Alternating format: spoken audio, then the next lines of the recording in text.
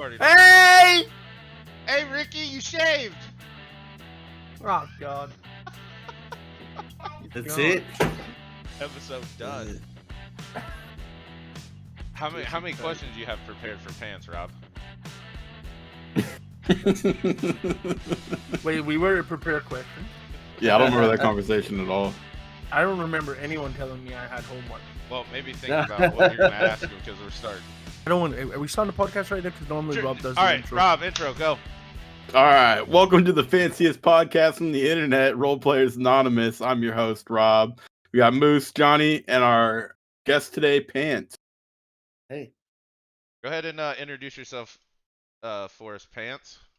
So yeah, I am friends with Tony.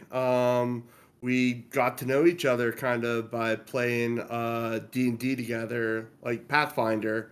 And so when he mentioned that you guys were gonna branch out a little bit from the Grand Theft Auto into sort of more general role playing, he asked me if I wouldn't mind coming on and talking Dungeons and Dragons with y'all for a while, which seemed pretty cool. So And that's awesome. I'm gonna say thank you so much for coming on because compared to these guys, I don't know how big they are, but even though I know the game that we've played, Moose was heavily in whatnot, but Rob maybe not so much into the whole D&D aspect. But I am a massive D&D fan, like a huge D&D fan to the point where I'm the forever DM, and I just want to be involved in an online game where I'm not the DM. Do you know what I mean? So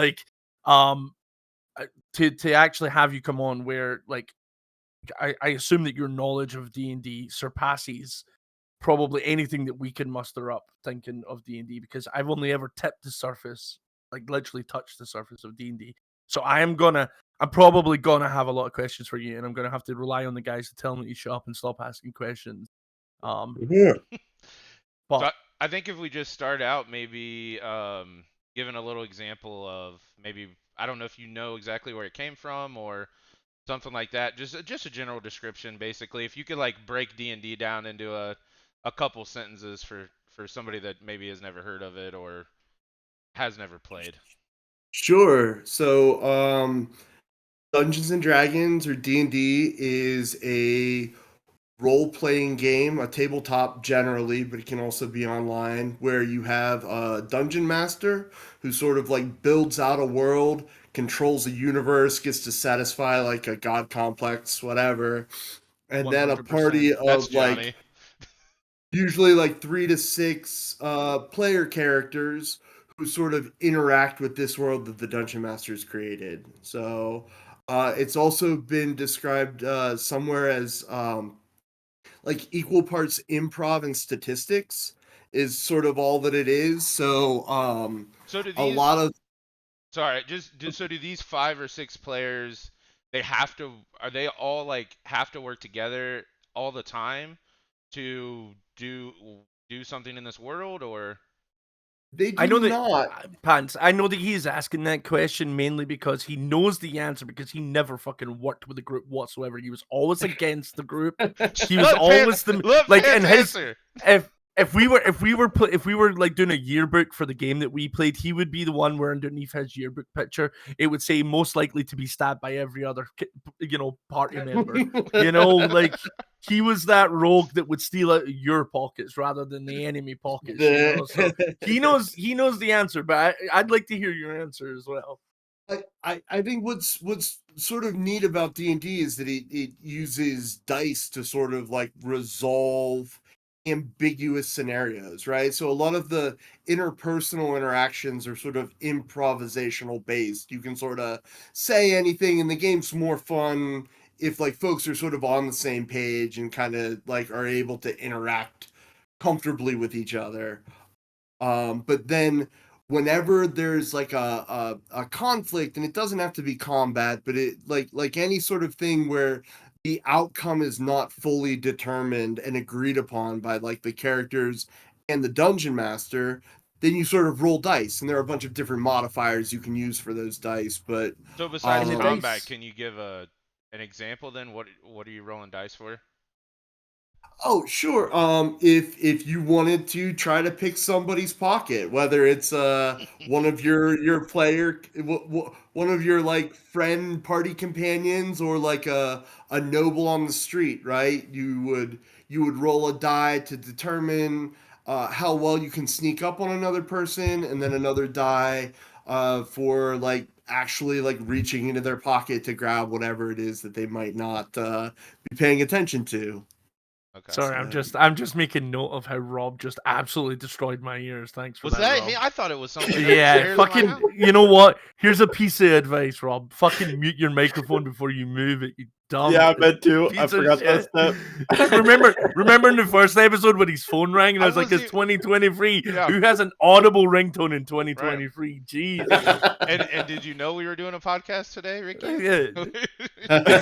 So Pants, I'd like to ask a question on like the basis of like, so I assume with your love for D&D, you're solely slotted into the forever DM and whoever you play with as well, or do you have a good mix of being a DM and being a player? Uh, I I have a pretty good mix, yeah. Like Right. so I played in high school a little bit, second edition, and then some of us who played sort of casually in high school got together in early college and played second edition, and How then many editions are moved. there? So They're they're on the there's sixth long. one, D and D Okay. one now, or one D&D. I don't know. I But there's haven't been played that different one yet. versions. So there's been different versions within the sets, but right now we're currently playing on fifth edition, and then there was the whole controversy last year with the whole D&D one, which was what they were almost trying to remove the rights from anybody else that they could control it. You know, your offshoots from it, like Pathfinder, Critical Role. They were trying to be anything that had almost like the grounds to run with their own system or use their system, but create like storylines that were really good and also included some of the kind of D&D universe stuff. They were trying to put a limit on Oh, that. so in So these versions, it's a story that you follow? A pre-made story? Is that what you're saying? it has a change of rule sets. Maybe Pants is like will know more, but like the rule set has changed over time. Like as new player character types come in as well. There's like any wargaming thing, like along the lines of 40k, they have revisions of the rules based on things becoming too overpowered and not powerful enough. So is that how it Well, is though? Is there stories that are in these books or in these editions?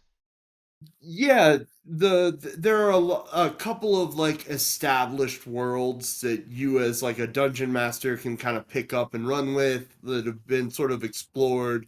Fifth edition uses like the Sword Coast. I think we played the part of the Avernus campaign that Oh, starts okay. off in what is it? The is it I couldn't tell Faerun or you. It's been. Baldur's Gate? Faerun, Like Oh, yeah. Boulder's like Gate. I remember that. sure, yeah. So the there are a couple of things that have been around since like the beginning of D&D, and some of the cities that are popular enough that they have like maps that are canon. But Oh, then so other you get a people, visual kind of guide as well in these. or even or even like some big bads are canon within those storylines, like within. I've obviously played a lot of fifth edition Pants, and obviously uh fucking the Curse of Strahd being one of the biggest kind of stories within that's kind of canon within that mists, and um obviously the most of the time when a new version comes out, they have stories to kind of supplement that. There, there's obviously within fifth edition there was Mines of Fandelver, which is it's almost like a story that people can start playing, and a DM can take as a guide to kind of get you into it, and then like any D&D game, So when all you're the doing, rules in the stories are a base guideline. They're not to be followed word for word, letter for letter. It's so you're theater saying of the that mind. players don't just follow what the DM has planned? No, the That's a never. loaded question. oh No, man, Actually, I played a game with my brother and his friends a couple weeks ago, and he DM'd and he didn't prepare anything. It was a really weird style of playing where You, you just like you know what had though? like That a couple of bad guys and their statistics sort of behind a thing, yeah. and everything else was fast and loose. It was way more so my brother's like a theater guy, he's an actor, and his friends were also actors, and it was way heavier on the improv side than the statistics side, like the math and That's stuff. And that doesn't that drive your I DM crazy because he doesn't have to go, well, I spent the whole weekend, and you just throw the papers because they're like, Sure. oh, well, shiny. I mean, there's always the idea, right? And there's always the mindset that I've always had. For every 4 hours of game session, at least plan for 1 hour of it, because there's going to be so much improv within that 1 hour that you planned is going to be expanded to 4 hours anyway. So there's no point setting 2-3 days before a session and planning for the whole 4 hours, because there's no way that you're going to get through everything that you planned. And if you do get through everything that you've planned, essentially you're railroading your players, right? Yeah. You're telling them the story and telling them the outcome of it, rather than it being, here's the story or here's the basis of an idea, and then you tell me how you react to that, and I'll tell you, the dice will tell you whether it's successful or not, and then we'll move on from there. Johnny, I think you should get that video loaded up too. We should watch that video.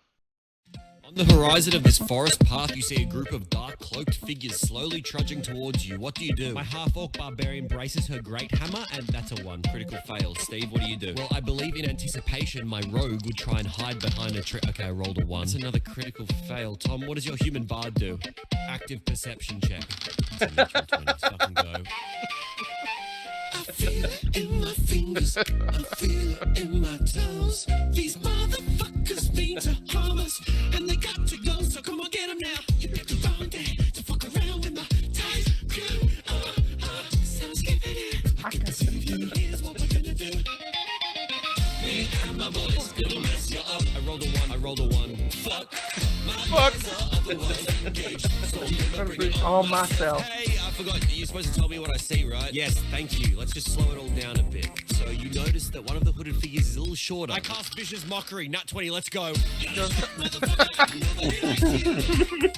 Shot! Fucking short that guy is. And it stops you from forming meaningful relationships. When you were born, everybody told me you were just a head. But then that doctor said, wait, this stupid motherfucker tiny short ass baby got a tiny little itty bitty body, and I hate it. Your attack lands and absolutely shatters the mind of the cloaked figure. Perception check, please. Nat 20, let's go. You perceive the figure was so short because it was a child. There's always a kid. Specifically the child we've been looking for the last 15 days game time and 5 days of our actual lives. Okay, I'm sorry, I didn't know I'll be better.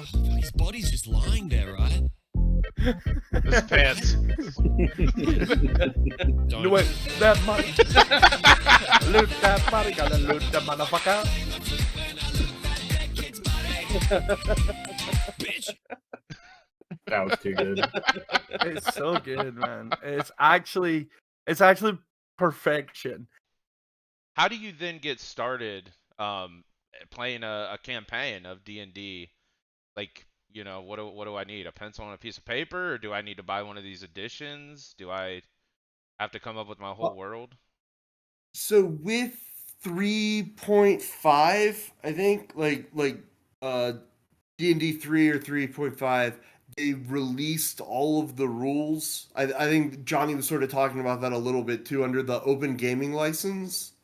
So a lot of the core rule books where you would have to buy them in like second edition and prior, you can just sort of like download the rules off the internet or find sites that are sort of dedicated to hosting them. So Oh, so they it's super cool. They opened it up to everybody instead of Yeah, making yeah, it they about- really lowered the barrier of entry. So Is there like a website for that? Just dnd.com, or like to get I use 5e.tools for my 5th edition stuff. I think that their website does a really nice job of sort of laying everything out. Okay. D&D Beyond is a free use website as well that people can go on and they will see the basic rule set for free.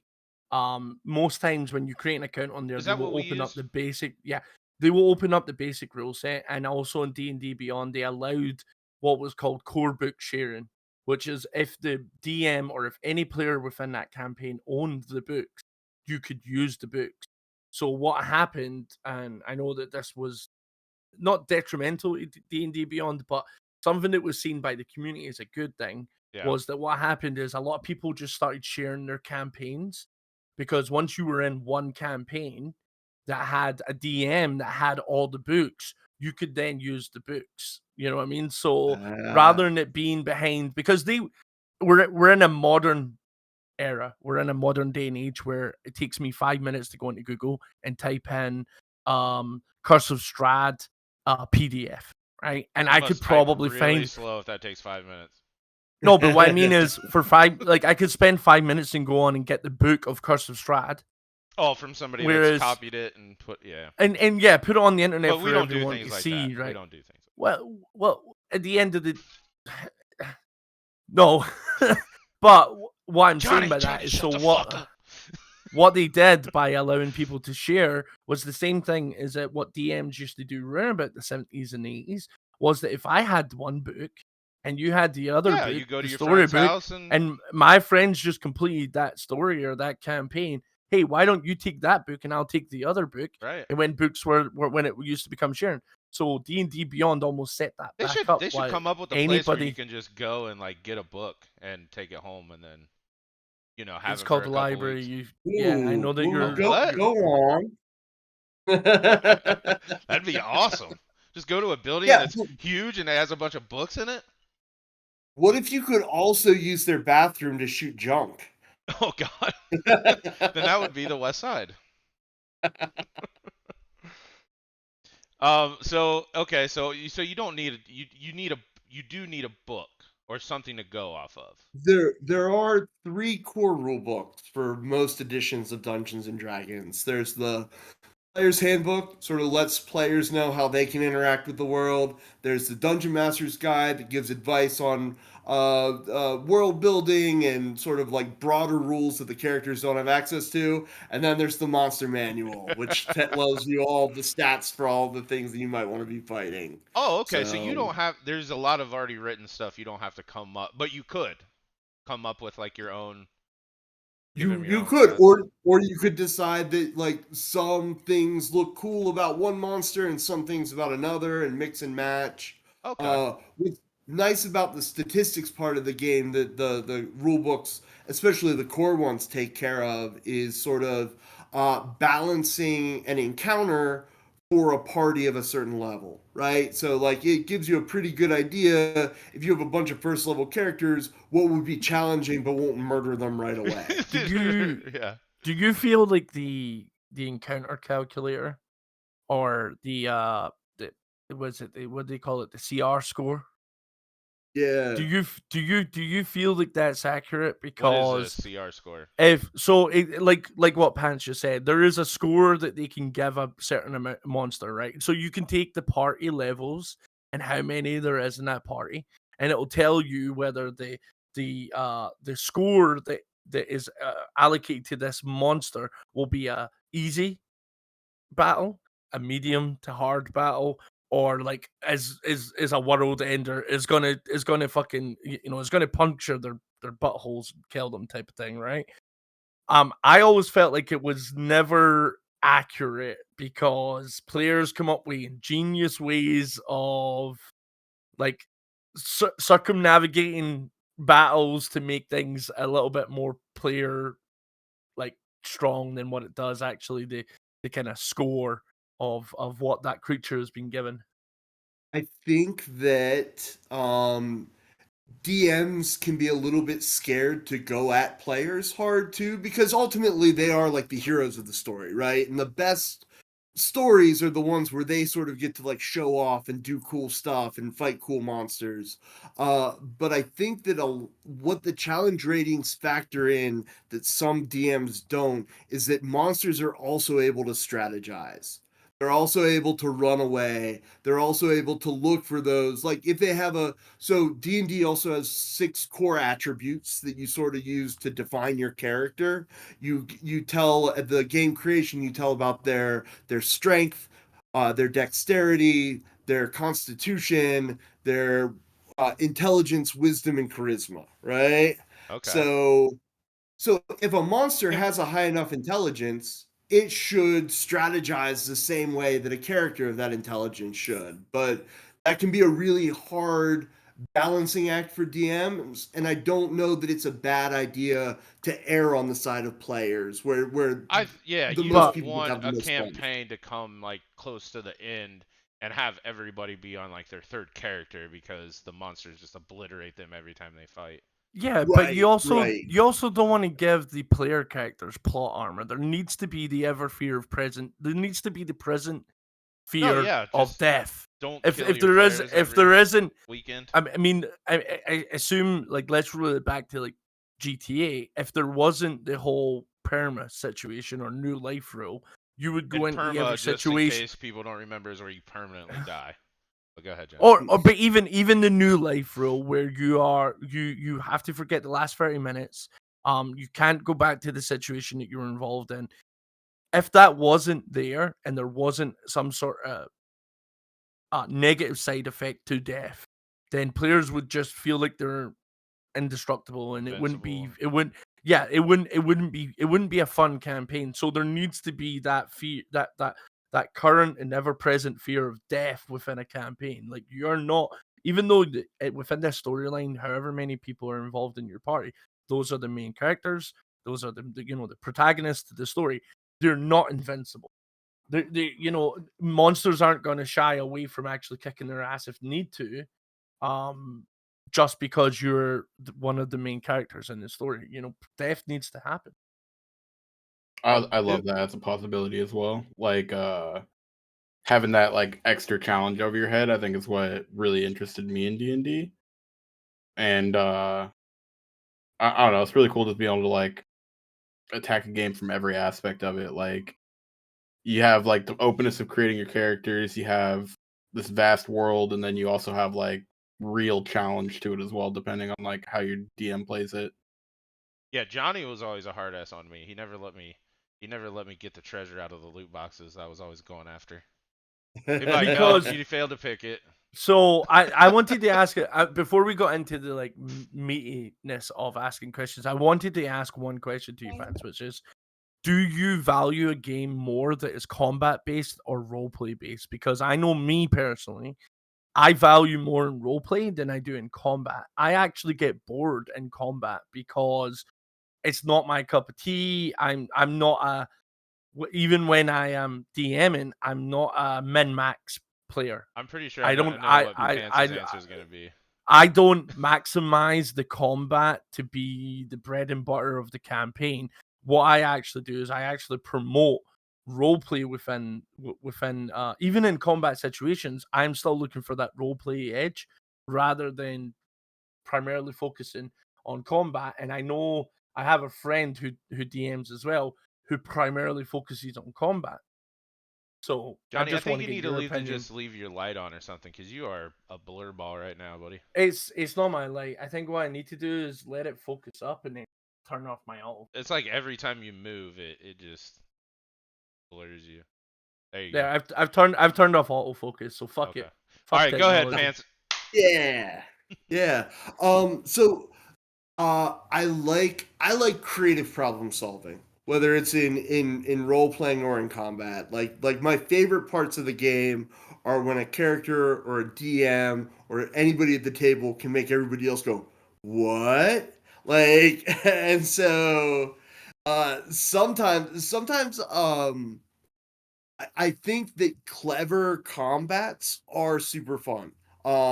Like, yeah, I think that like running up like the whole like hack and slash idea is less so, but like combats that incorporate puzzles to give characters a big advantage, or um uh role playing scenarios that reward characters for maybe like observing something that they did in combat too, right? Like that there's especially for like setting character dynamics and things like that, right? Like You you know, can I'll be honest. I don't think we've ever kind of played that way, where there was a puzzle where you had That's to. cap. That's cap.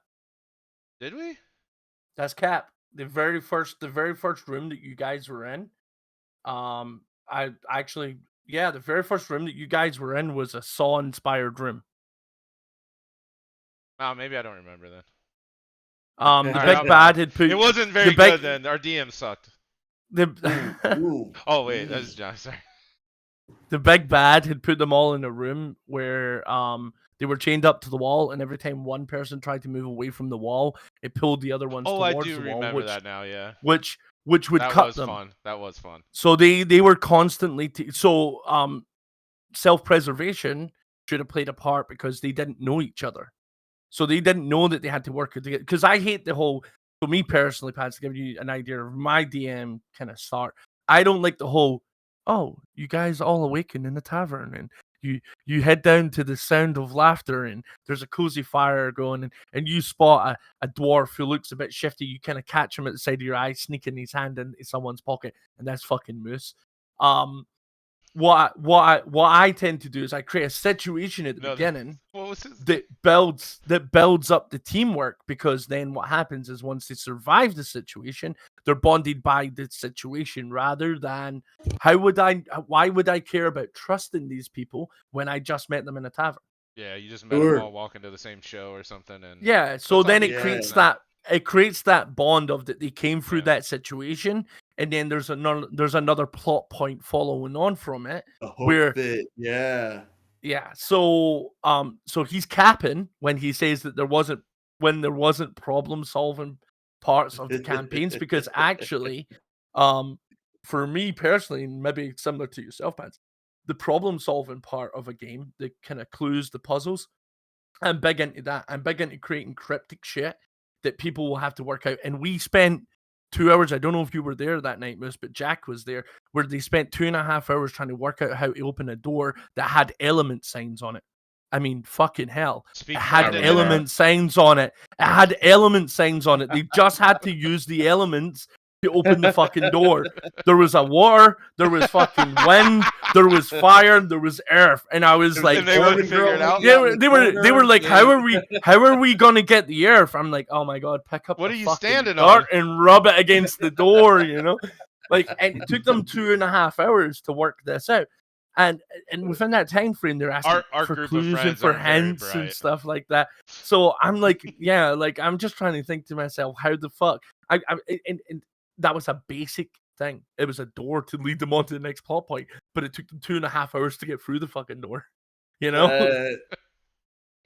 After that, Yeah. getting through the door, they needed a long rest. I feel like I had to defend myself there as a DM when I had one of my players say, we didn't have anything like that. I'm like, you fucking asshole. Like, I also, I don't, I, Pants, I don't know if you've ever played a game called Dead by Daylight. No. So it's an asymmetrical horror game where one person plays the killer and 4 other people play survivors. Within the Okay. game, you can't harm the killer, but what you can do is you can prepare the generators to unlock the exit gates that allow you then to exit.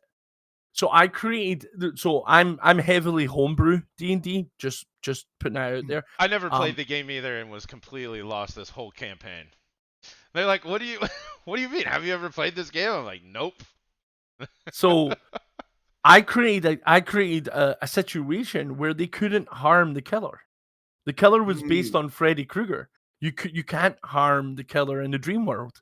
So whenever Freddy was after them, they couldn't harm him, because the only time that they could see Freddy was when they were in the dream world. So when they were trying to use their abilities, it was not effective because they're in the dream world. They're in Freddy's realm. It's his domain. He controls everything. And they had to repair the generators what it before was? they And could then do anything else. We pulled him out Yeah. of the dream world with the Yeah, generators. you pull him out of the Right, okay, I the remember, dream yeah, I world. remember that part. Yeah. So there was also that aspect of there was a fight there where they couldn't win, but they were still physically taking damage because Freddy hurts you in the dream world. He hurts you in real life. So they were still taking damage, but they're, and actually what you guys figured out is that you had to use radiant damage to take him out of the dream world, because it was the only thing that could another affect part Freddy. about that game that he's talking about, apparently there's battery life on the flashlights that goes real fast to make the game interesting. So I turn the flashlight on and off, and he's like, oh, you do, the monster grimaces or something, right? And I'm like, oh, so you flash it and it gets hurt. So I'm like, click, click, click, click, and it's like, oh, your flashlight's dead now. And I'm like, oh, thanks, Johnny. Just instantly click a flashlight on and off, and it just dies in 10 You- clicks. All right. actions, consequences. That's what I give you. See, that's why I said he's And mean that's to me. but the thing in is, D&D. if you well, I mean, if you had used the flashlight appropriately, you would have figured out how it was actually a moment in time for you to stun I was the a killer. dwarf. A dwarf doesn't have. They have lanterns. What do they know about flashlights? Yeah. So what time periods do you play in then? It depends on what we're doing. I mean, it's completely homebrew. It was inspired by the fact that they brought out the space book. You know, I mean, they what's it called? Try to think of what the campaign book that they recently brought out. Try to think of what it's called. Some to do with space, anyway. Yeah. I can Jammer, look it Star up. Jammer, Yeah, something like Space Jammers, is it? something like I that. would say Yeah. Google it, yeah. but we don't have 5 minutes for you to do Yeah.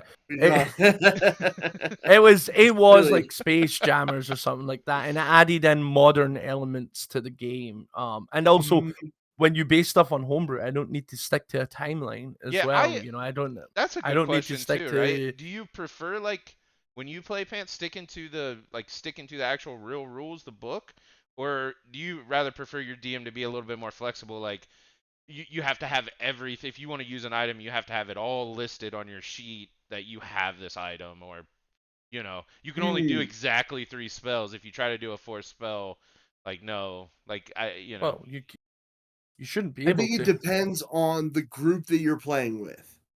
That and whether that group sort of like how familiar they are with the game, because sometimes it can be a bit overwhelming to like learn all the rules and stuff. So I'm fine playing a little faster and looser with the rules. With like novice players or folks who maybe don't take it so seriously, right? But as soon as a player character starts like min-maxing, then I feel like as a DM, then you can kind of go after them a little bit harder, right? Like, right, yeah. so yeah, because that's obviously the pleasure that they're getting from the game, so you might as well like bring it up to their level, kind of too. I Yeah, got you. because you should never stick to the rule set, because at the end of the day, the game is supposed to be based on fun, and if a rule stops the fun, then just forget about it. If your group doesn't want that rule, then just forget So about it. if it makes sense, let it go. We've never ever played with encumbrance rules, have we? Have I ever Yeah, said how much no. stuff have you got But on if you? they're Because trying, it's like Pan it's said, if they're trying rubbish. to take advantage, like I have a magical Harry Potter bag and Aqua anything the fuck I want. There is a magical Harry Potter bag. It's called the bag of holding, you fucking dick. Not at the beginning is what I'm saying. Like everybody had. All right, never mind. You're literally So a little describing an looser, item. You're literally describing a magical item But what in I'm the saying game is that's not that everyone has doesn't start with that. that is what I'm has saying, the right? properties that you just Right. described. You can literally carry a lot of shit in the bag Yeah, of holding. you can find that or craft it or buy it in the game somewhere. You don't just Yeah, have that. yep. That's what I was getting at. But Right, but if someone's using it and it's not like I think that clever use of like items and spells and stuff should always be rewarded, right? But when it becomes like spammed, when you find a combination that like works so well that it detracts from other players' enjoyment of the game. Again, that's what we were talking about, like enemies just being able to strategize and stuff too, right? Like enemies will be able to spot that magic item. There are rules for taking items from a character, right? Like they're not dummies. So if somebody has found a combination in your game that's sort of breaking it to the point where other characters aren't they're enjoying just themselves, sitting there as not much, fighting or doing anything.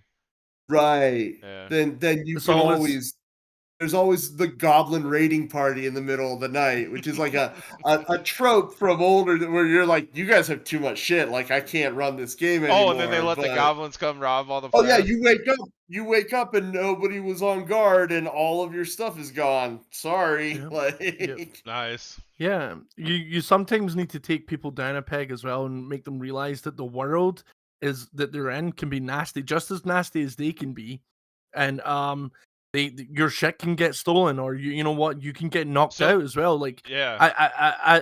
an NPC can go for a knockout rather than a fucking straight up kill. And once you're knocked out, they can take your shit. They can So take I your will shit. say, when I first started playing, it was with Pants and a group of friends. But we had killed a guy or subdued a guy, whatever it was. I probably killed him. I guess that's just how we Probably. played.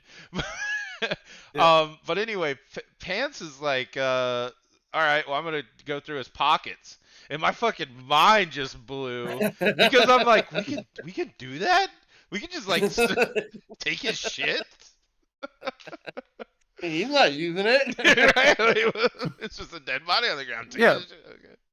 Okay. Like when a DM describes a place to you and no one says, I want to do a perception check on the wall. You know, just to check for like secret passageways or something like that.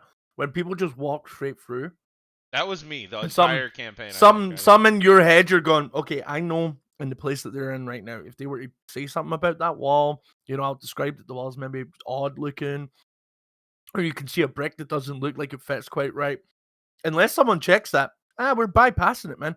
That might be a room full of fucking high tier magic items, but if you're not gonna tell me that you're physically checking that wall, we're moving on. Right. Right. Yep. So that's kind of like Actions, a glimpse. consequences. That's kind of like a glimpse into D&D. It's all fucking made up. Whatever your mind and imagination can think of, you can try to act out, or the DM could have prepared, and you might miss out as a party if you're not aware or check for something like that, right? So, You just walk Pants, right by it. how do you deal with the and I suppose my first question before I ask my follow-on question, do you mainly play made up campaigns that are already there, you know, like or do you or is most of your stuff homebrew content now? Like what do you play? What do you mainly play?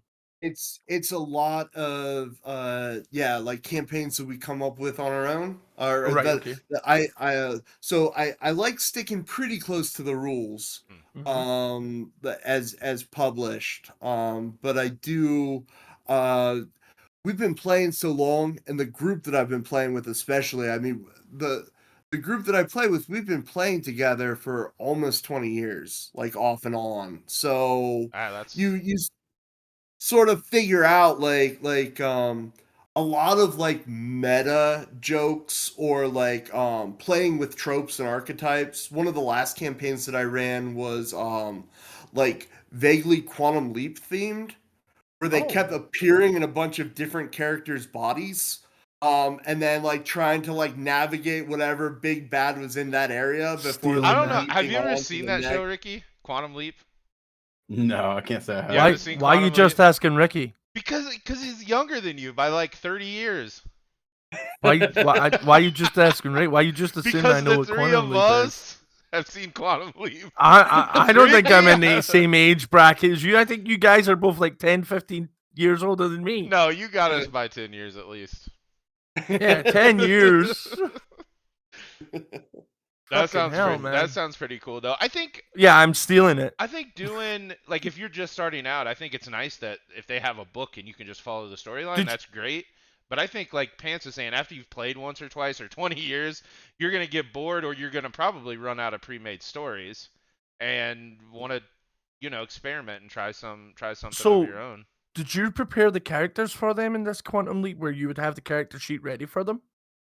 No, I would have them prepare characters, but like a couple of them, and I wouldn't tell them why. Right. At the start, I'm like, I need like a level. Oh, you were like DMing one this? character. What's that? You were DMing this? Yeah, This campaign? yeah. Okay. Yep.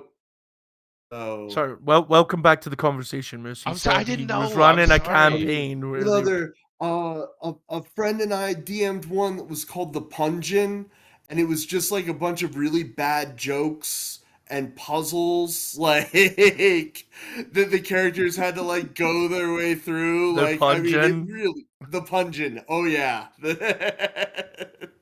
Like and So- everything. I think what was fun about that was like everything in that could either be like fought or interacted with in a way that didn't require combat if you Yeah. could pick up on like whatever the pun or the dumb joke was. So, like, let me talk about struggles now as a DM and ask you some of your struggles that you've kind of maybe had over the years when you've been DMing. For me, I found it difficult to stick to any pre-written campaign. Right?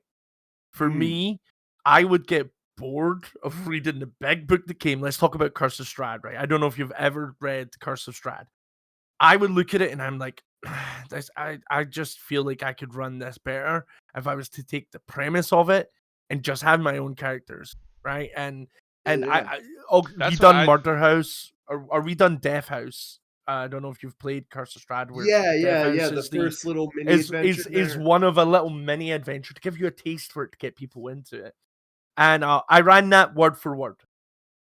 Hmm. See, I You know, don't I think I ran could all do the. that. Like play a D&D campaign where it's like Well, follow it this to is the why I'm T. talking Like, about the difficulties of it, because for me, somebody turns around and say, I played with a bunch of maniacal evil maniacs who would be like, I'm gonna stab him, and I'd be like, oh, if I hadn't read on like maybe like the next chapter of the place, I'm thinking, is this a critical character?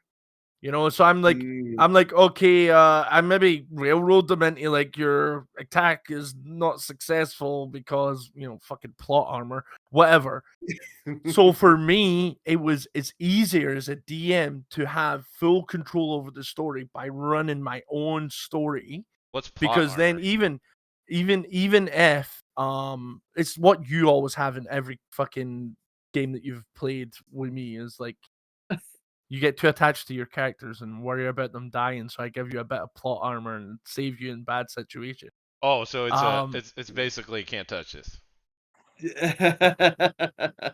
Essentially. But so for me, it was easier to stick to, well, not stick to that, but take an idea and run with it. What is the difficulties you've had? And I was explaining my difficulties to sticking to pre-written campaigns where it's difficult for me to know what is around the corner and what I can and can't change. So we'll just cut all that out before that and go with that question. when when I was starting out DMing, I really struggled with um like not letting the characters be the characters, right? Because I had spent all this time preparing all of these rooms and oh, look how cool this room is. Don't you guys want to check it out? Or like Nope. you goddamn better find this corridor. Like I you need it for this plot hook, right? Like so which is similar to those like pre-made adventures too, right? Like you can over prepare on your own with a homebrew also. Whereas the more comfortable you get with the game and sort of the more comfortable you get with the rule set, it's way more fun for everyone to just sort of like wing it. Because the other thing that I didn't know starting off DMing is the weird thing where like as a player, like you don't know. Like even if I think the puzzle is like super simple or dumb or like this monster is like obviously like easily like defeated with this one little thing or whatever, like as a player you're trying to figure out your relationship with the other players and like with the world and stuff like that, that these things that you as the DM spend so much time like immersed in isn't going to be second nature to them. And so to sort of like let them give them the room to explore that sort of scenario, and it's usually a lot more fun for everybody. Like Johnny's issue, he probably had something big set up on the other side of the element door. And he was like, "Oh, they'll see elements, they'll rub some dirt on it and go through, Yeah, and then we yeah, can right. get to the good stuff." You know, 2.5 hours later, we're staring at a door, Yeah, wondering how we get dirt. but but it's all the good stuff, right? Like I think that's the other thing that um I'm pretty picky about who I play with. Like the people who go to like gaming stores and stuff like that and are able to sit in there. There's Pathfinder, which was based pretty heavily on 3.5 edition. Like there's a society where if you like follow sort of their rules, the idea is you can pick up your character and go to any table in the country that plays this Pathfinder Society sort of like stricter rule set and be able to integrate your character seamlessly in that, which seems cool, but not for me. Like I know some of those people who play D&D, they're not my people. Like I'm glad that they also enjoy the game that I love, but like playing it with Yeah, friends is so much. there's Adventurers League. I We think Yeah. is talked what a little is bit about that too, about getting into role play on our previous episodes. And a big part of that is who you are playing with. That can make or break any game for you. Yeah. Yep. Uh, Um, it does. It makes things so much easier from like a DM thing, right? When you're not always having the the guy or girl who's like, I want to do this, and you're like, well, you can't do that. Like it's like I want to fly. It's like you can't. Like, but I want to. Can I have these boots of flying? I looked at them in the rule book, and my character's of a level where I should have this gold. Like, can I have them? And you're like, no. Like, then they get salty. But Nat 20. yeah. Uh, so let and another question for you, right? Okay, so you've been playing for a long time, right? As you said, you picked the game up 20 years ago, probably around about second yeah. edition. Yeah. So we've seen a resurgence in Dungeons and Dragons over the past couple of years, Yeah. mainly kind of due to the fact of streaming shows and also like the movie and um voice actors having a massive role in creating a resurgence in fans due to their kind of critical role. Let's just put it out there as critical role. Yeah. Um Yeah. so what do you think about that then? That there's been a massive resurgence in people playing Dungeons and Dragons, or what Stranger Things as well has a lot to answer for when it comes to Dungeons and Dragons, even though I never in watched that Stranger show. Things, though in Stranger Things, they maybe play it 3 or 4 times. You've actually seen them sitting down at a table, and it's only for like 30 seconds. You don't actually see. There's never been an Is episode that show dedicated to them like playing I D watched and a D. couple of them. It like takes place in like the 70s or something, right? Or at least the Yeah, first yeah. season. It takes place probably round about the creation of D&D, just not long after type of thing. Oh, okay. But what's your thoughts and opinions on that resurgence in the past couple of years to D&D? Yeah, I'm into it. I think it's really cool. Yeah, I think the more people that can enjoy the game in more different ways, I think is awesome. I think that um it's kind of interesting how the fl- like there are rules changes, but those rule changes are sort of brought on by other people experiencing the game and what they do and don't like in it, right? And that's pretty neat too. I remember in like second edition and third a little bit. And so for those of you who don't know, we just skip over fourth. Like that was like I've never met anyone who was like It into didn't fourth happen. edition. So AD&D, like Advanced Dungeons and Dragons and the original Dungeons and Dragons are like weird table-y kind of like story based things, but then second edition was around for like 10 or 15 years, pretty much unchanged. And then 3.5 or 3 and 3.5 came out in the early aughts, and then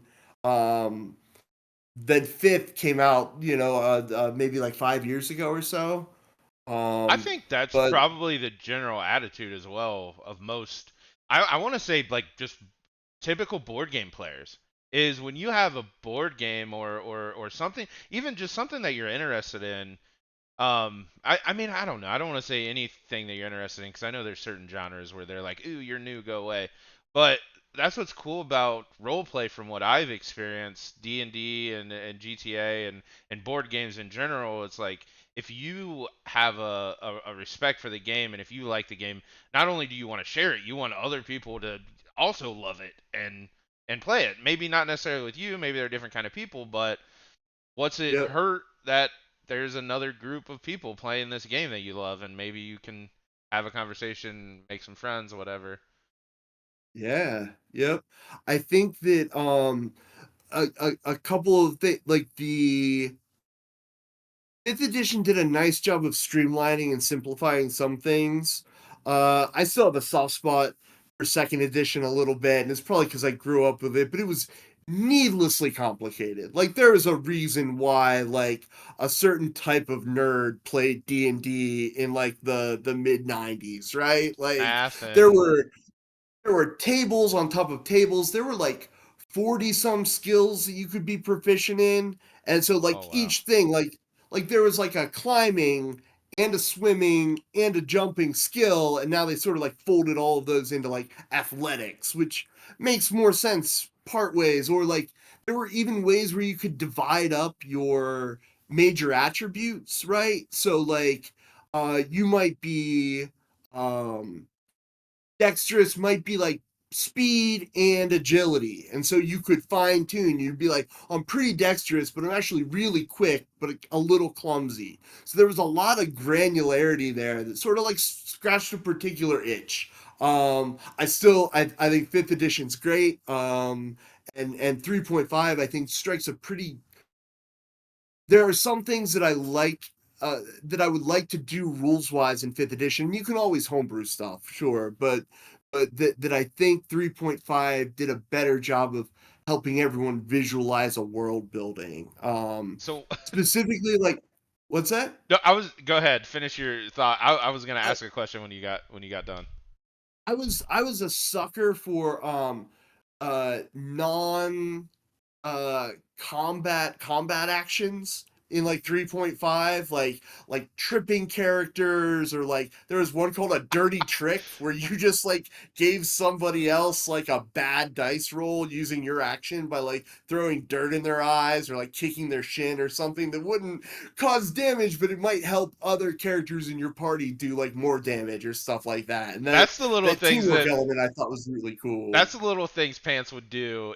I never heard that one, but those are the little things Pants would do while we were playing that would just fucking make me roll laughing, like, and just blow my mind. Like you can just throw dirt in that guy's eye. All right. Never thought of that. So as the person here with like the least D&D experience, that was the biggest challenge for me, and it was kind of the funniest thing seeing when we all partied up together and played a few months back. Was the difference in skill levels of everyone and knowledge levels of the game completely changed how they played their character and how they like handled situations within the actual game itself. Like I was brand new to the game, so I didn't know to like immediately start checking pockets on people. I was instead looking around the room and just playing it out and having fun with that. Yeah. I literally, like, when we started playing, I didn't know you could check. I didn't know you checked pockets. I didn't know you felt around walls. I didn't know you looked for things on the ground. One of the other funny things that happened was like we entered a room and it was dark. Couldn't see shit. So I'm like, okay, I'll walk up, I'll walk through the room or whatever. And everybody else is like, and the DM's like, okay, what do you want to do? He goes around the table, and Pants is like, well, I'll sneak over here to the left side, and the other guy's like, oh, I'll hide behind this cart or something. And it's like, okay, everybody roll for initiative because I walked in with my armor. I'm a paladin, and then woke everything up and. I didn't know that you wanted to be sneaky in a place like that. I think that what Rob was saying there rings true because people's different experiences would change the play style of the game there. Because you said you walk into a dark room, the first question I'd be asking the DM is, what kind of darkness is it? Is it just normal darkness? Is it magical darkness? Yeah, right? Do I have dark vision, so I can see up to 60 feet in dark. If it's just dark, I can see and gray. Like shades of gray.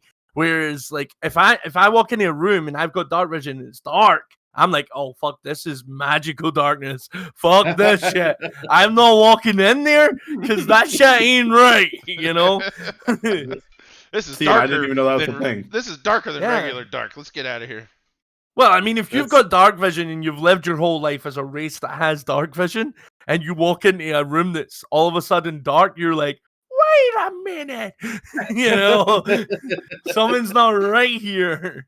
Can't be right. Yeah, wait, this seems this seems a bit culty.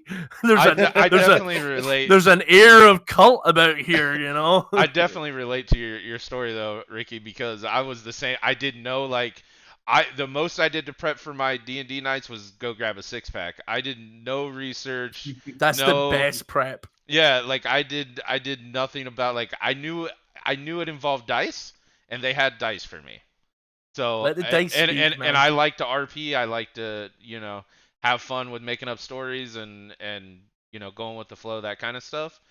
So I figured it would be my thing, but I knew nothing about being sneaky. There's and so many checking dead rules bodies. that for a new player to get into, it looks like it's overwhelming. So when I'm playing a game with a new player, I say just look at the character that you want to make and the level of spells that you have at that point in time. Just learn about them first. And then I do this thing, Pads. I don't know whether you do something similar, but whenever I'm playing in real life, and I played recently at a comic book shop where I ran a homebrew campaign, which was in modern times. I know that this is going to throw you off. It was in modern times, but technology had already happened, and technology was the end of that civilization. And we're back to a time where there's wizards, fucking paladins, but the technology played a part in this kind of big bad type of thing. But I used to all the enemies were robots. Yes, they were. They were actually AI were took robots. They were You AI. could show it on Saturday morning cartoons. Yeah. Yeah, there you go. Yeah. So It's like, no, I used to, these guys aren't hitting people. Right, Yeah. those are monsters. Yeah, Those are robots. It's just the Terminator. So what I used to do was, because it was newer players, and in the shop that I was playing at wanted to aim it towards newer players, I used to go, and the biggest amount of preparation I would make would be to come up with 5 questions to ask the people about their class or their race. And what I would do is I would give them an extra dice based on whether they got the question right. So it was like a Who Wants to Be a Millionaire type thing, where it was like, if you got one question right, you got a +4, right? You could roll one extra +4 anytime in the game. That would do, that dice roll would be your plus to whatever you're doing. Oh, to get them to kind of like incentivize them. Yeah. To learn So the then, character. Okay. then if you got the second question right, you get a D6, a D8. It can continue on. So the more questions that you get right, and they would be increasing in difficulty. That's kind Now, of cool. I'm not saying I had all the knowledge. I was looking at the book for their class. So I think too. So I would say when you give somebody a D4, a D6, or D8, they can then roll that die and add it to their roll. Add it to a roll to current roll, increase the odds of the story going in their favor. Whatever the action may be. It's the same rule set almost as an inspiration, right? You gained inspiration for that roll. And normally I would give it inspiration rolls for people who done really good role play check, came up with clever ways to get around a scenario. But this was like, as you said, incentivize new players to learn shit about their class, their race, whatever. Because it's easy for me to open up the book at Bard and go, okay, at level 14, they get a spell called this. What does that allow them to do? And I would come up with 4 answers. You can do 66 of radiant damage when you get this. And if they go, 66, I go, actually, that's wrong. Here you go. You're way back down to you're only getting your D4. Thanks for playing. But what it did is it incentivized them to actually look at the book and read it, because they don't need to know everything about the game, right? They just, if they have their own player character knowledge, then that's it. They just need to play. At least then they know what they can do. Yeah. What their I would say even then too, like it. You don't have to be the best of your class as long as you're having fun. I think the only time that I'll pull characters aside and be like, hey, do you know you can do this, or do you know you can do this, is if I get the impression that other people are doing cooler stuff than they are, and there's part of the game that they're not understanding. Yeah. But if everyone is like either at the same level or like enjoying the role playing part, the rules will come. Like if you enjoy being immersed in the game, like somebody will let you know a rule or two here or there, like through the course. I think the enthusiasm that you bring to role playing is the thing. Don't always cast fireball when we're inside. don't always cast fireball when we're inside. It's not a good thing. I Like- when I first started too, I didn't necessarily know all of what my pallet can do. I just knew he was strong. So I got my best thing to do was just knocking down doors with my shield. I used to love just shield bash. Next room. Anything in there? Next room. Shield bash. Because I didn't necessarily know that maybe I had lay on hands or the big spells I knew, but I didn't necessarily know the smaller stuff that I could do. So I just had fun with my character. I just had fun with my character. Please tell me. Yep.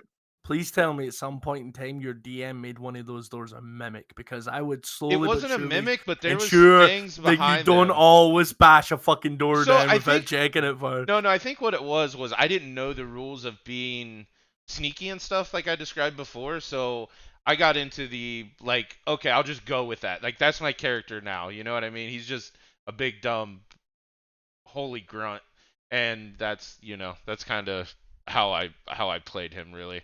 Which, because that's basically what I knew. I was dumb.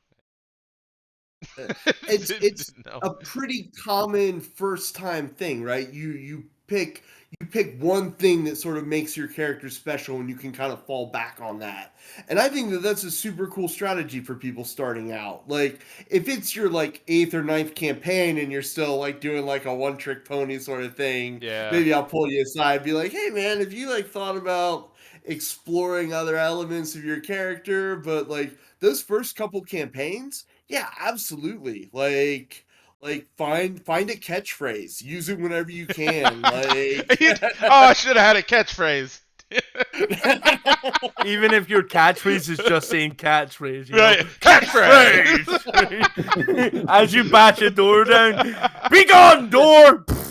Just every you don't door. have to say shield bash every time you. Yeah. I know. No, man. Come on, man. This is Dragon Ball Z. We always call it what we're gonna do before we do it. What are you? You know that when you do that, you let the enemy know what you're doing, right? So if I don't do it, if I don't say it, how am I supposed to power up? Yeah. Shield! The enemy just goes, reinforced door. Smash! Ah! You end up on the floor, concussion. Right. So Ricky, what was something that surprised you about D&D, if anything, for like you're since you're newer to the game? Was there a notion that you had that was sort of upset by playing it, or did everything kind of work the way you expected it to? So the biggest thing that caught me with my first campaign was I thought it was going to be a little overwhelming and a little too much to learn all at once. Which but it is. It's a little intimidating. Well, the way, especially the way Johnny ran it, I can't really speak on any other DMs. It was very easy to like just get into the story and enjoy what was going on. And like, if there was something that I had a question about, like, everyone in the party or Johnny could help me kind of figure that out, like more mechanics wise. But the RP was so great behind D&D that, like, even though I didn't really understand what I was doing, I was still having a really good time. That's awesome. Plus, we all know each other pants inside the game that we play, so we all know our personalities and things like that, and it's usually I'll say we have a good time together. It was always a good time because it was like because I got to do it from home. I wasn't driving anywhere. We normally did it on like a weekend or something like that where I could go and get a couple of beers as well. Like what Moose was saying along the lines of grabbing a 6-pack. For me, when I'm DMing, there's nothing better than like sitting down and having beers. But I genuinely feel, in my opinion, I have to DM seeing people. I want to see that they're actually having fun. I know that there's people who do the D20 thing or Roll20, whatever it is, and they don't have cameras on. It doesn't work for me because I'm such like a visual person. I need to see, even though that somebody else might be talking and doing the main role thing, I need to see that there's other people who are maybe sitting on mute, kind of like. I think that would take a huge element out of the game because you don't get to see if you gave them that wow factor. You don't get to see if they're surprised by what happened. That video I was showing you guys where the genuine. I don't know if you have you ever watched Critical Role, Pants? I've not. I'm familiar with it, sort of in theory, but I haven't sat down to watch an episode. Do you know who Joe Manganiello is? No. okay, he's a famous singer. It's beside the point. He's a famous singer. He joined Critical Role for one of their games, but he wanted to be invited back. He was a huge D&D nerd, and he wanted to be invited back. So when they were getting to the big bad, he was invited to the episode to be involved in their party, and he became a player character who joined up forces with them just for that one moment in time. Just for the And last what battle. happened? Yeah, the last battle, they just killed Vecna, and the hand of Vecna was laying on the ground, and he was like, so he made people around him say, "We need to destroy the hand. We need to destroy it," and everyone's going, "Yeah, we need to destroy it." But he says, "I raise up my axe, my axe. I say a prayer to Tiamat, and then I bring my axe down, chop off my own hand, take Vecna's hand, put it on, and pull it out of there. It was nothing personal." And everyone around the table's face just goes, Yeah, all "What?" these famous people and actors are just shocked as shit that. They're just shocked as shit that Wow. he's So that's like, what he did he's to like get re-invited back, because now he's the bad guy. he's There you he's- go. Yeah. He's now the big bad. And for a backstory and for continuing on that plot point, it is role play like gold. It is gold, role play gold. It's like for somebody to do that within your game, and you even see Matt, the DM, just kind of go like just this smile on his face, like, oh my god, I get to create new shit about this now. Like like he's just like 1 point to him. Well done, like. Yeah. I can show you the video. We'll maybe not do it now, but like maybe once we're done recording, I'll show you the video because it's just like even these guys seen it like maybe last week or not last week, a couple of weeks ago when I showed them it, and even as them looking at it is like just one of those things. See I people's mean, face Critical light Role is up. awesome. That Yeah. was a pretty big point, but they've got points. They have story points like that throughout their episodes that make it fun to watch. The problem is when people come to playing D&D expecting to have a DM like Matt Mercer. It's not gonna happen.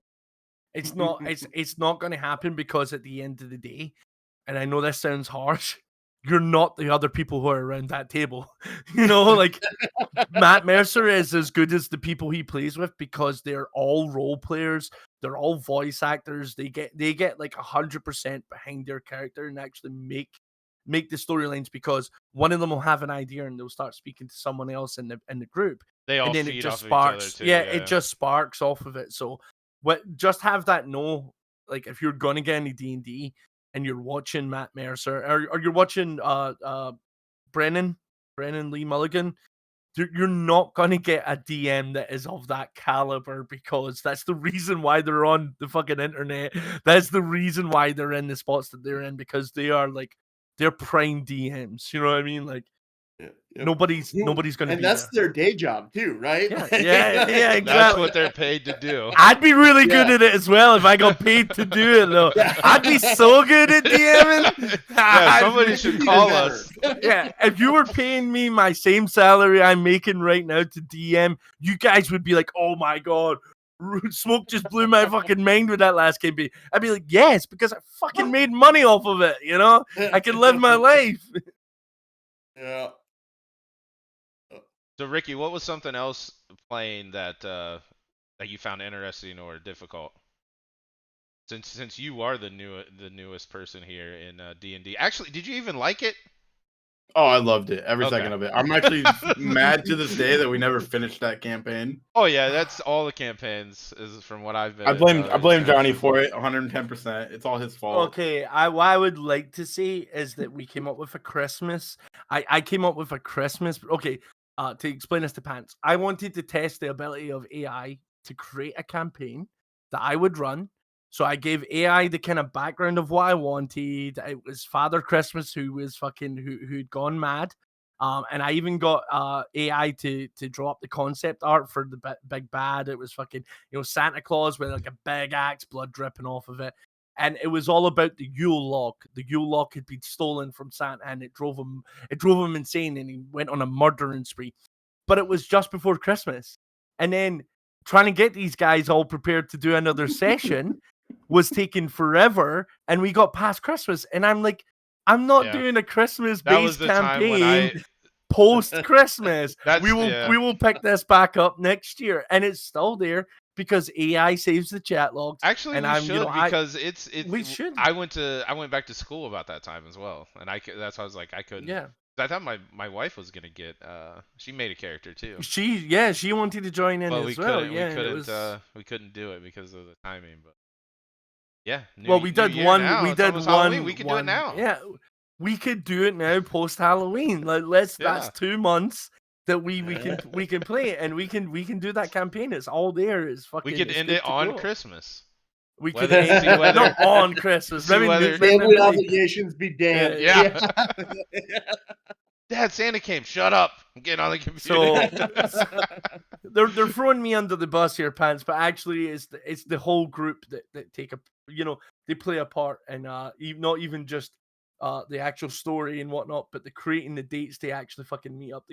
They couldn't stick to anything. Johnny's so- also 5 hours ahead, so it's a little difficult for us hooking up because if we get time at the end of the night at like 10, it's 2 o'clock Yeah. 3 o'clock for him. Yeah. Which is fine, and as long as we're playing on a Friday, because then I've got the Saturday to recover. I can be up to like 5 a.m. in the morning. Oh my gosh. Playing games. I don't mind doing that. Like a lot of these guys don't realize that even though it's only midnight for them, it's 5 a.m. for me, and I'm like, oh, I'm fucking done. Like I am done, and they're like, no, we can do 1 more hour of this, and I'm like, fucking Santa fell off his sled. He's dead. You guys win. I'm gone. Dead. Everyone's dead. Yeah, Like Christmas is saved. You just described like the end of every Monopoly game. Christmas. You never win your D&D campaign. Something's gone horribly wrong, man. So normally, if we're doing a session, it's good for us to be like, right, okay, make it for Friday. You guys have dinner early or whatever, and we'll meet up at like 6, 7 your time, so that we've got a lot of time to do it. Yeah. Because it is fun, and even for me, it's majorly fun. Like I have major fun as a DM playing with these guys because every single one of them has like this role play background that I know that we all bounce off of each other, and it doesn't need to be a heavy combat based campaign because those guys as well prefer role play over combat. So what actually ends up happening is I just give the situation, and then sometimes I could sit back and watch fucking Moose bounce off of Jack and off of fucking Rob and off of these guys, and actually I don't even need to do anything other than answer the odd question like, yeah, the wall does look a bit dry. So it has been raining, but this door is surprisingly dry. Yeah, like So I'm really glad. Oh, go ahead. Sorry. Go ahead. I was gonna say I'm really glad you made that point. Because as someone who came from like GTA RP into D&D for the first time, even though I didn't like have my grasp on the mechanics of D&D, I still had that RP experience that allowed me to kind of like craft my own D&D experience while I was playing and like really dive into it and enjoy it first time off, because I did have this like background in role play, even though it's in like another outlet. So that's the same thing for me, Ricky, because I was playing GTA a little bit before I ever tried D&D, and getting into D&D, even though I didn't know the D&D rule set, playing with guys like Pants, and I mean nothing here that we're gonna do is gonna give him the credit he deserves because he's really good at D&D. His characters are awesome. Oh, did we lose Johnny?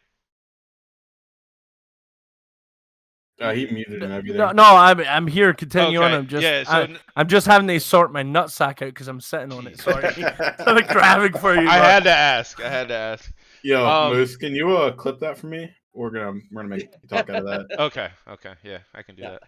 So what was I? Okay, yeah. So nothing we're do here is like you'd have to play with him to see. But the group of guys I was playing with, they're good, and it gave me a better understanding of RP. Taking that back to GTA 5 even, to have better storylines and come up with ideas and things like that to do. So, I mean, I think the short of it is like if you got a group of friends that you hang out with and you got a Saturday night where you guys are hanging out, give it a try, right? See. Oh yeah. Yep. The physicality of rolling dice too is really it is like to sit around a table with some friends and some beers and roll dice and fight dragons. Like I don't know that there are many things better. So there's a slash roll command in GTA 5 pants, and you roll a die. You could roll multiple die if you want. And you could roll a 20-sided die, a 6-sided die, etc. So what we were doing for a little while there was we would get hurt in the game, and like a doctor or an EMS character would come over and start working on you, right? And you had been shot or stabbed or got ran over by a car or whatever led you to go to the hospital. They would be working on you and they would say, we try the defib pads or we give you this medicine. Does it work? And you're in charge of your character. Do you get to say whether you start feeling better or not, right? Nobody else can make you permanently kill your character unless you're under like some contract. But for medical RP is typically how it goes. So we would do the slash roll, like in D&D, where you would roll a die to see if your character We would do death saves. that has a death save to see if so if we rolled high, we'd be like, yeah, the paddles work, I'm back to life. And if we would roll low, and the doctor could see this, when you roll the dice, it's not like you're actually shaking your hand and rolling, just a little number pops up.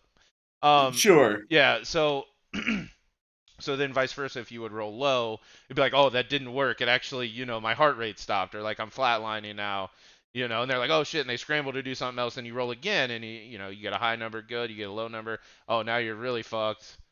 So, Yeah, and would, we were the first group to do this as well, like to bring in that kind of randomness with a like other places would say, like I'd see maybe clips of other people going through medical procedures in GTA and they would be like, oh, it didn't work, blood pressure gets low.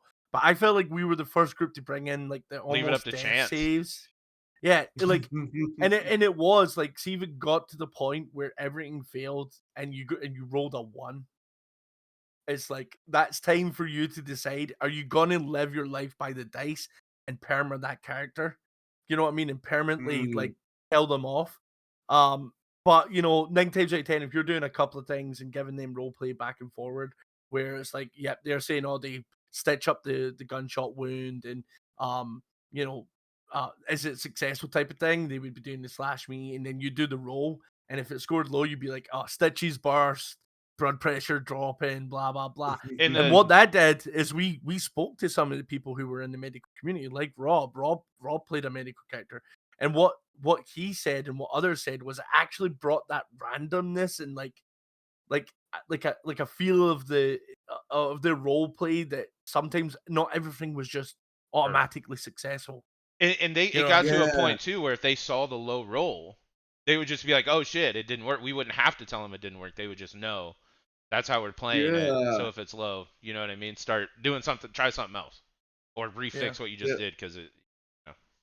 Yeah, I tried it one time with a cop to roll high that I got in my cuffs, and he was like, "Okay, buddy, yeah, right, nice try." I'm like, "Wait, that's a nat 20, man! Come on!" I just break the cuffs and I slap you in the face and then run away. You're going to jail, nerd. And where'd you get this dice? That's contraband. So wait, that's my nat 20. So that actually reminds me of my favorite clip of like what you're talking about. This bigger streamer Whippy, he was in the jail cells. He was locked up in prison, and he does like slash me, and he goes reaches for the officer's gun and then does a roll. And so the officer plays along with it. And the officer rolls and rolls lower, and so they drop their gun on the ground for him to pick up. That's cool. And he just starts blasting from the jail cells. And it's like the cop had no rules saying that he had to play along with that by any means, but the fact that he chose to roll with it and play along with it, like, turned into such a great RP scene. It was. I did a similar yes thing. And that's a yes. You might remember this, Johnny. I had a similar thing. I'm not sure if you were playing at that time or not, but a cop was searching me down in the cells, before they put you in, and I was like, I did like a slash me, and I forget exactly what I said, but something like there's a 6-foot pole. No, I had like a knife. I hid my knife in my like underneath my pant leg. You know how they like kind of pat you down light down there. And he went along with it and let me keep the knife, you know what I mean? So when he uncuffed me to then close the door and I pulled the knife out and I put it at his throat. And I'm like, all right, everybody back up. I'm getting out of it. You know what I mean? And the whole situation. But Yeah, it's that whole thing that we talked about, and I don't know if Pants knows this, but in previous episodes, we talked about being a yes and person. Like yes and people make the best role players because it's not a case of going shutting down role play immediately. It's like saying yes and to see where it leads to. Because Mhm. sometimes if you just Going let with somebody's something fun idea. yeah, yeah, you don't want to immediately shut shit down because you're a cop and no, you must follow protocol. At the end of the day, cops in real life make mistakes where sometimes they didn't search somebody properly and they forgot to remove something off of them, and then all of a sudden it ends into a situation. Being somebody who says yes and does that translate to the table for you with your groups as well, Pants? That like being a bit of yes and works Oh, out better than I think that's where, yeah, that the improv aspect of it really comes in, right? Is letting yeah.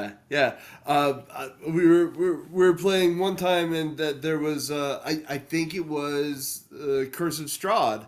Um and you open like a closet and some like magic broom attacks you. the animated Um broom. Yeah. In yeah, Death House. yep. Yeah. And so I looked at my DM. I'm like, "Can I just shut the door?" And he goes, yeah." Yeah. Okay.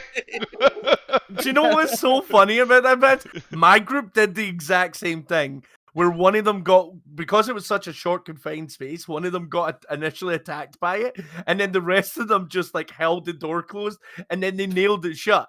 And when they were talking to people as they were leaving the house, they said, "Yeah, the house is fine. We've removed the curse, but there's a cupboard upstairs that you guys should avoid. It has like a You'll know it mad when you broom see in it. It's nailed it." shut. Don't. Yeah, you'll hear the banging and the scratching. Stay away from it, you know. Don't. And those are the scenes that like people remember, right? Like those are the fun, like the more you say yes and the less you're like playing a game, and the more you're like creating a story, right? Like the more, Yes. and you're Yes, creating exactly. memories that you share with the people that you're playing with, and that's got to be the more charming aspect of the game, D right? D&D, a bit like role playing GTA, is reactive. You're reacting to somebody else continuing on a story and what your character does to react to that situation. And I feel like being on the positive side of reacting to a situation that happens by like just following the flow of what's happening, it's better than being like, oh well, I'm a holy character who wouldn't partake in any of the shenanigans that you guys are doing. Where actually, if the one time that at a party there's a singing contest in the tavern, and the guy who's been stoic through the whole thing, like, oh yeah, my character is holy and I believe in God, and next minute he's up singing, I'm every woman, it's all in me.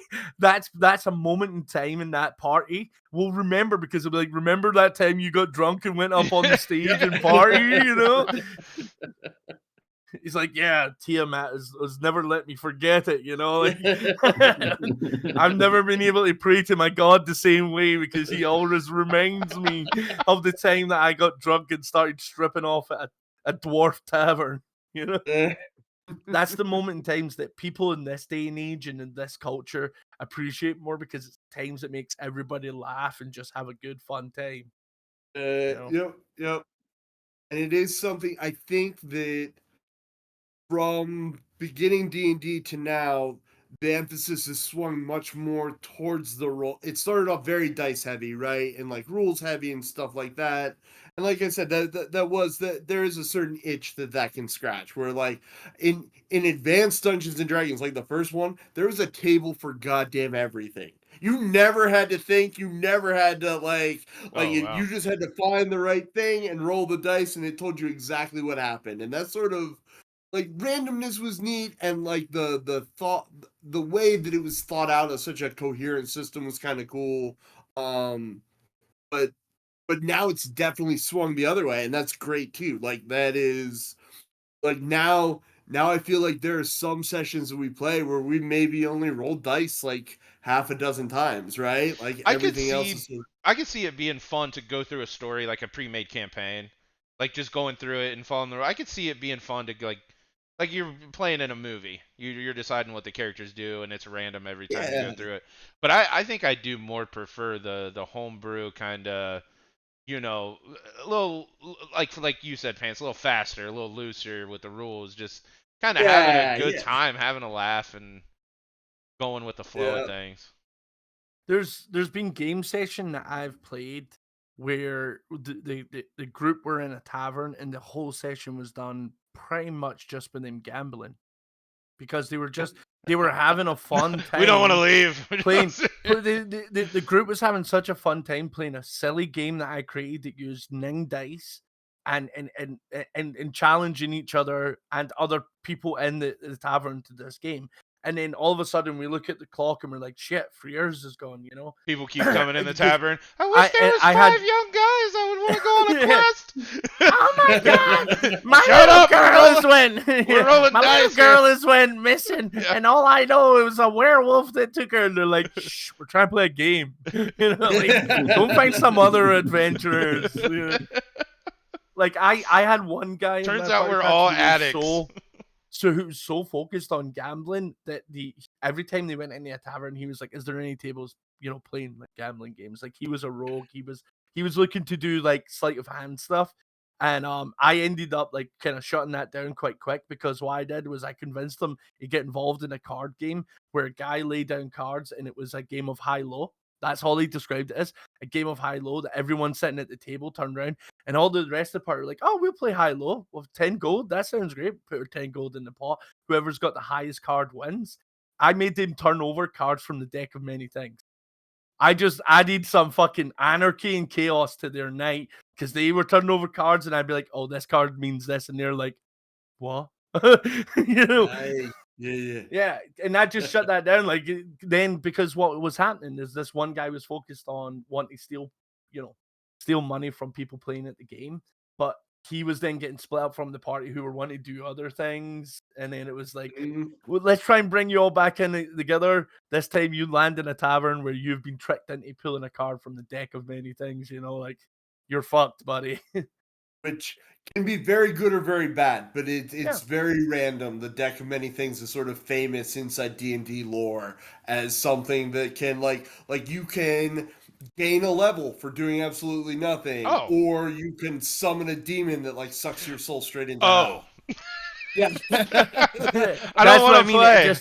It just introduced a little bit of anarchy for that one night where I knew the minute they went into a tavern, he was going to be like, "Where's the local game that's going on?" And I was like, "Oh, we're changing it up tonight." So the buddy. soul-sucking We're demons are changing it low. up. We're changing it up tonight. And then he drew from that, and I was like, "Here's what that card means." Like just roll on the dice. This is the card that you get. That is something I do struggle with for D&D. When you mention him being separated from the party, ideal party size. I say 3 or 4 people. And it's tough because I love playing with like as many of my friends who can make it to the table as possible, but that is the one part where if you have like 6 or 7 people all sitting around a table together, like the action economy, there's so much Yeah, Plus, trying to downtime. get through a turn. Yeah. Is that two is that is too few. 3 is a good number because they can bounce off of one another. 4, I feel, is the ideal. When you start getting up into 7, 8, 9, it's too much to manage. Like even combat, even taking the initiation order for 9 players and That's however so- many ugh. enemies there is, it's just like a fucking trog in itself. It's like, right, what did you roll for initiative? You just want to streamline that process, Yep. It's like, Yep. fuck, there's 9 enemies, there's 9 players, and we need to roll initiation order. It's just too much. Yeah. Yep. This one combat is going to take 6 hours and nobody's going to have fun with it. Like Yeah. That And doesn't bearing sound in good, mind, man. in real life, it only lasted 2 to 3 minutes, and game time, It took the us a battle only weekend. lasted like 2-3 minutes, but we spent 15 hours of real life time on this one battle. It's like that's the part of the game that I struggle with as well. When somebody says, "Oh, I'm going to go and see what's down at the blacksmith," and it's like, right, okay, and then they want my attention fully. They're like, "Okay, I'm at the blacksmith. I'm interacting with the blacksmith," and then it's always that dreaded question, "What's his name?" And I'm like, "Oh fuck." Blackie McSmifferson, you know, like, and he Greg, writes it down, and I'm like, everyone's just fuck named Greg. you! This whole Fuck town. you! Don't write it down. His name's gonna change next session. It's his brother. It's his cousin in town. Like, They look he's not oddly similar. He's not vital to the story. He's just a blacksmith. Like, you don't need to write it down. You never know. He could be the big bad. I'm like, oh, no. He's not. He won't be. He's not. He's really not. He's like, but there's the one time I didn't ask what his name was, and all of a sudden, exactly. he's That's Strat. the- You know? That's that balance. As a player, you never know what's important and what isn't. You're like, this could be the big one, guys, because I Yeah. didn't ask you about that, brick that he mentioned the last time. So Yeah. And it Yeah, turns so out we you have needed these- that to kill the last guy. You have to strike a fine line between that, because there's times where players will drive me wild where they'll write shit down and I'm like, it's not vital. So for me, it doesn't stick because it's not vital to the storyline, but they'll write it down because they'll be like, oh, well, but the blacksmith in the last town, he was looking really shifty and he was eating the pies that people were putting kiddies into. So he's one of the wrong ones. But you're saying this blacksmith is a normal guy and not vital to the story, and we shouldn't care about him. What's his name? What's his family's names? What's his sister's name? You know, what did he have for dinner last night? Like, fuck. I don't need to come up with a backstory for every character. You know, his name is Blackie McSmifferson. He's been a blacksmith for as long as he can remember. He's never moved away from the village, and fuck you. Let's move on. Yeah. Well, do we have any more questions for Pants? Because I think I have about an one hour and I a think half. would be really good, because if anybody watches this is in a way to lead into D&D, can you give us an idea or maybe what resources that you use nowadays? Like, obviously internet being probably one of them. You mentioned a website, but is there other resources that you use as a DM or even as a player to kind of that you live by? Like, these are great resources to use. Ooh. Fantasy name generator is one that I always live by, just to go on with what I was saying. Like, somebody says, what's his name? I'm like, yeah. Yeah. Somebody says, That's what's his all name? the And I'm like, blacksmith give me names 1 now in all the second. campaigns. Yeah. You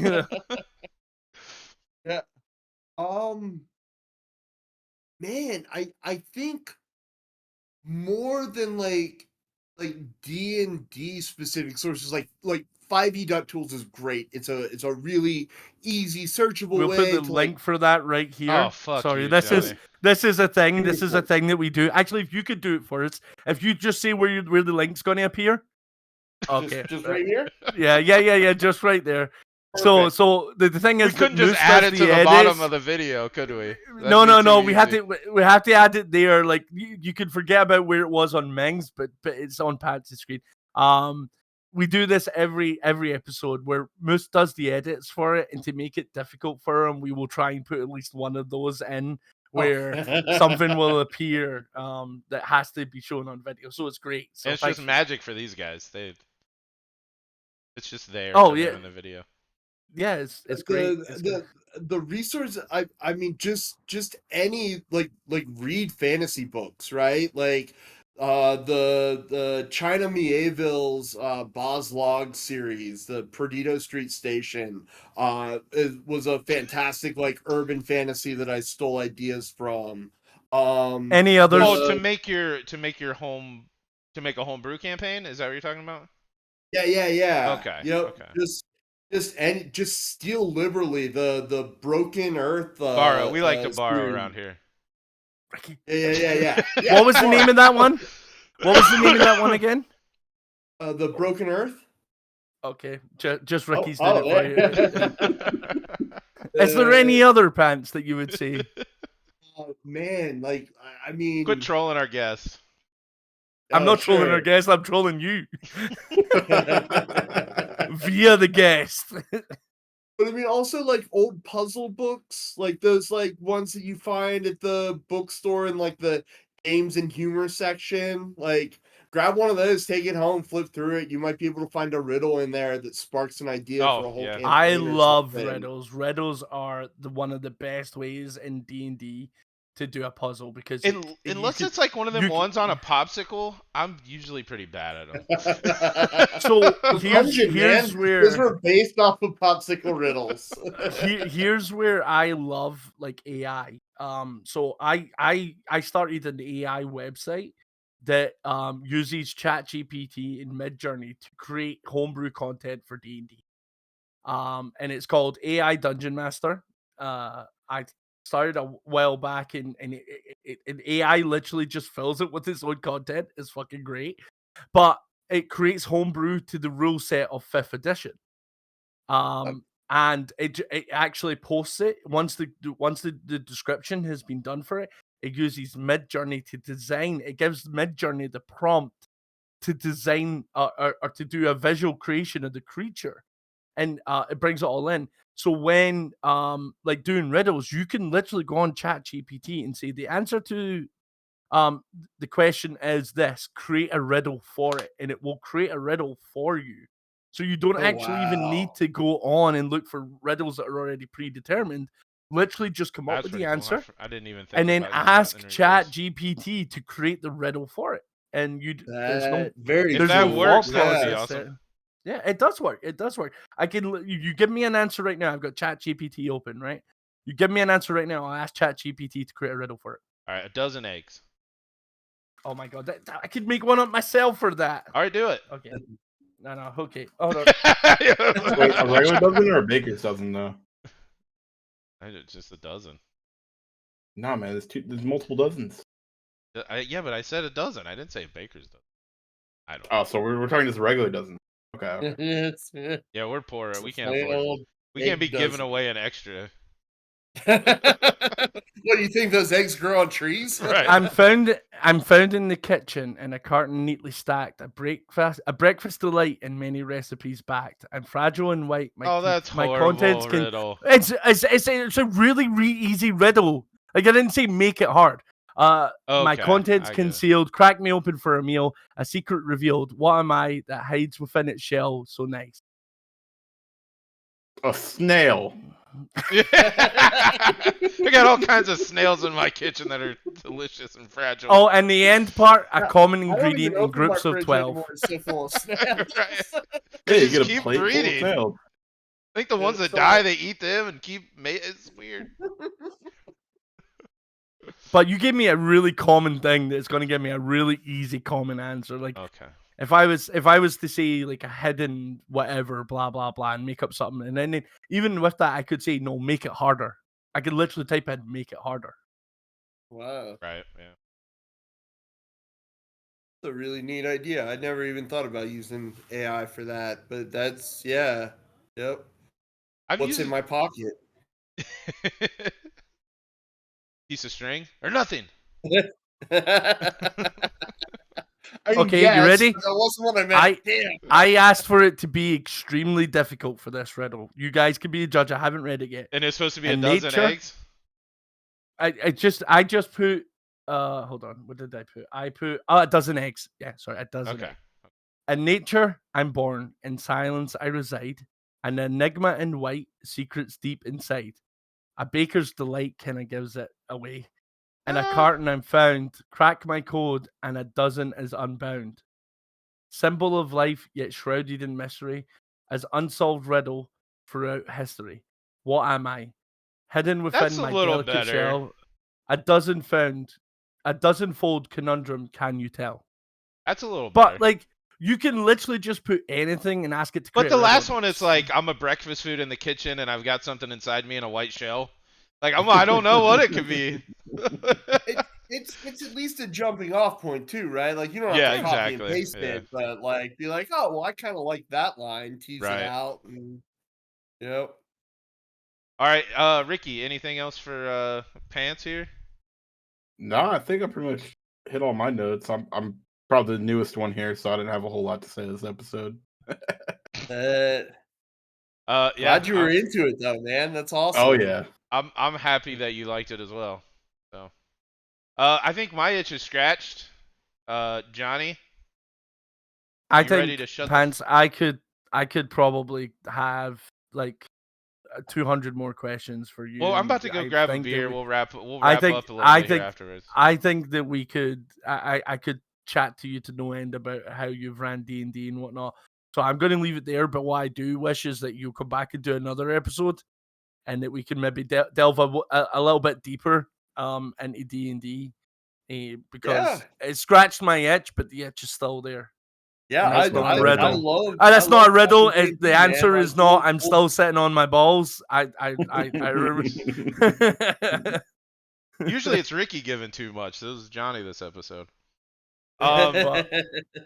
Pants, thank you so much for coming on here and talking with us. Wait, answering our does Pants questions. not have any questions for us? Fuck you, man. Give him a chance. Oh, maybe he does. What do you want to know? What beard product I use, Pants? I do. There's such great beards here on screen. I mean, it's really. I mean, was there's that how two you great guys sort of, like, beards. came together. Was it? There's two great beards, and there's one who's grown one back. seeing as Yeah, he's somebody fucking- shaved So his beard off. I We should all created boo a him. contract. I created a contract for these guys to sign to say that they were not allowed to shave their beards Well, off. to be while fair, we were he never doing this signed show. it. He did. No, I he did didn't. not. He didn't sign it. He. You sent it back to me signed. No, I didn't sign it. I signed it. Did you? Right, Yeah. okay. Fuck you, Ricky. Yeah, I said some. Fuck that contract. No, it's just one of those things that happened by natural coincidence. But the problem is the logo for our podcast has Ricky with like a full on like longer beard than Mang, and then he just had one of these moments where he shaved it off and he came on that day. Post, right? Just color it on. So he came in. I'm not that he came good at in editing. to the. So we play games a lot together, and he came into the voice chat like how we are set up right now. But he came into the voice chat and he was like, "Johnny, you're not gonna like me," and I went, "Why?" He went, "I shaved my beard off," and then he turned on the video. And he was like clean shaven. And I was like, I just left the voice chat. I just left. I was like, Now we're done. The podcast is over. I said, I'm leaving the podcast. All right, give us. And you guys need me because I'm the fucking I'm the famous one. Give us a outro, Ricky. Role Players Anonymous podcast. No, that's the intro. You got to bring it Oh. down to. We're leaving. Oh, We're leaving. oh. Now you Role amped everybody Players back up. You got to do it. Anonymous Oh, podcast. get your son in here. Tell him to give us an outro. Well, come here. Can we legally have him on video? He's mine. It's cool. Iceman, yeah. Rules don't Control. apply. All right, Bubba. Can You're you a say goodbye, sovereign podcast? citizen, right? Goodbye, podcast. Goodbye. All right. Can- See you guys next Can time. you say Role Players Anonymous? Can you say Role Players Anonymous? I can't say that. Oh, you can't say that. It's a lot of words. Oh, he closed the video on his desk. I cast a spell. Where's the Mountain Dew? In the fridge, duh. I want to cast a spell.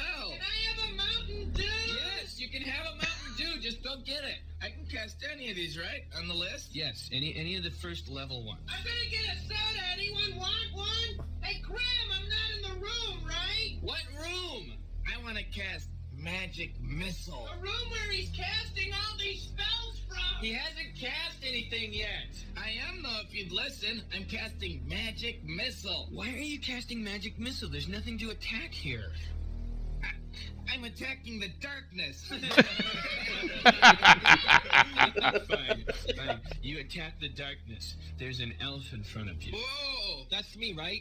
He's wearing a brown tunic, and he has gray hair and blue eyes. No, I don't. I have gray eyes. Let me see that sheet. Well, it says I have. Well, it says I have blue, but I decided I wanted. Let gray me eyes. see that Whatever. sheet. Okay, you guys can talk to each other now if you want. Hello. I am Gallstaff, Sorcerer of Light. Then how come you had to cast Magic Missile? you guys are being attacked. Do I see that happening? No, you're outside by the tavern. Cool, I get drunk.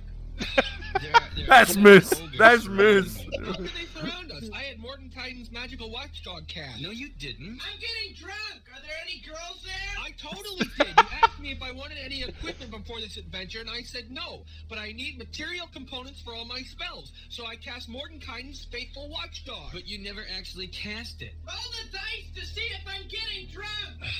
Yeah, you are. Are there any girls there? Yeah, I did, though. I completely said when you asked me. No, you didn't. You didn't actually say that you were casting the spell, so now there's ogres, okay? Ogres? Man, I got an ogre slaying knife. It's got a +9 against ogres. You're not there. You're getting drunk. Okay, but if there's any girls there, I want to do them.